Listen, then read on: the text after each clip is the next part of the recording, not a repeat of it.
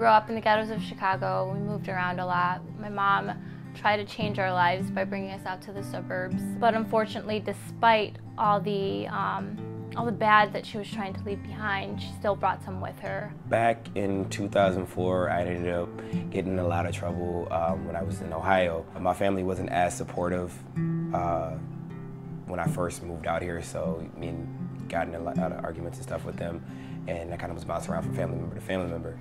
Maybe a lot of kids don't know about self-injury, about suicide. It's not necessarily something that they talk about. Like, I could just kind of brush it under the rug. It was just something I did. My other family members did it, you know, so it must be fine.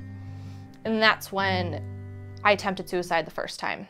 A safe haven, a chance to turn things around, a lifeline. For these three and countless others, 360 Youth Services has provided that and more.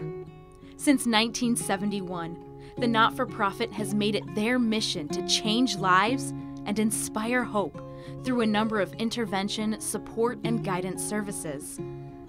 In some cases, it's the wake-up call that sets you on a new course.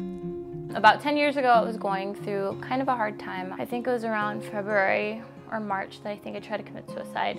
I had just fallen to a depth so low that I couldn't fathom wanting to go on. I was angry. I was angry at myself. I was angry at the world. I was angry at my mom. I was angry at our life. And I just never knew to talk to someone or knew a way to actually, you know, get that anger and frustration out. After a week in the ICU, Jennifer started an intensive counseling program. It just helped to instill that process of how to take care of myself. Counseling, shelter, and prevention education are three key components that make 360 able to tackle the issues facing youth from every angle.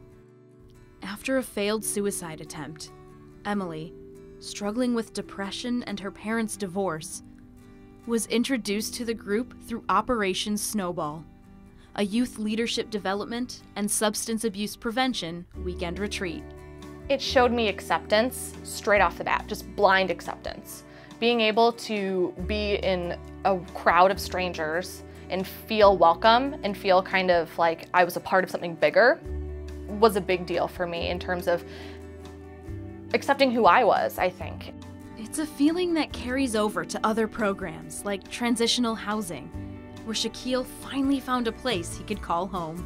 That whole sense of just actually having a place, having a bed, having the ability to go into the kitchen and just cook me something to eat, it's such a great feeling. And then just giving me the tools to actually, like, you know, get a better job and get a better car and be smarter with my finances. It's just like, I'm just really, really thankful. That's the main thing.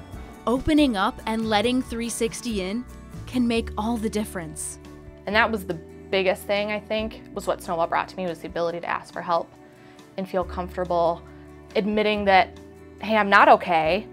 I learned through a lot of those therapy sessions that I can create to just create for me and pour my passions and my loves and my heartaches and my sadness into either drawing, painting, writing, sewing. And those who have been there not only go back, they give back. Shaquille is now a mentor himself. In a way, it's helping me for the fact I'm thinking about my actions more because I have to be that role model. As for Emily, it's a complete 360 as she's become an adult leader on their Snowball retreats, where she gets a first-hand look at the change they can create. Every kid that comes through this program, and even if they just get to go on one weekend, that kid is gonna come out shinier. Like, they just light up. Jennifer found that she shone in the world of fashion. As owner and designer of a children's clothing company, she was proud to be able to host a fashionable fundraiser to benefit the organization she credits with making it all possible. It's a little scary to think about had I not dealt with things the way I learned to deal with them, and it's even scarier to think about, like, God, what if, like, what I wanted to do actually worked? Like, me not being here, I wouldn't have this amazing life. I wouldn't have these beautiful children, this crazy dog, you know.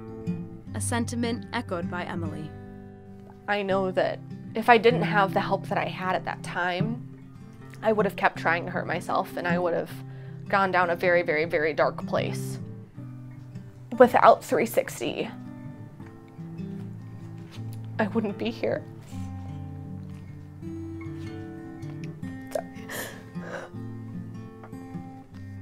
And I know so many kids that feel the same way, so many adults that feel the same way, that without this program, without these resources, without these people, without this communal feeling, I wouldn't be here.